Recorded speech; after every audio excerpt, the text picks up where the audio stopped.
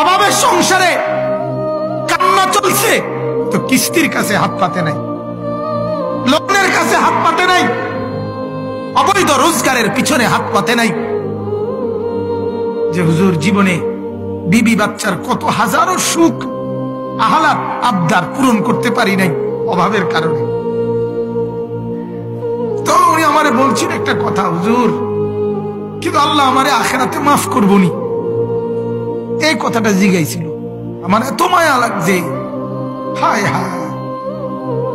বলতেছে জীবনের বহু সুখ আহ্লাদ বিবি বাচ্চার পূরণ করতে পারি নাই,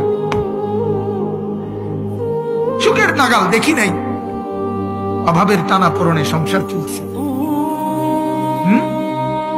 আল্লাহ পাক রব্বুল আলামিন ফেরেশতাকে বলবে, ফেরেশতা আমার এই ঈমানদার বান্দা 70 বছর জীবনে যাকে আমি কোনোদিন সুখ দেইনি, হয়তো কষ্ট এমন আছে না অনেক মানুষ বিপদের কোনো শেষ নাই, সুখের নাগাল পায় নাই।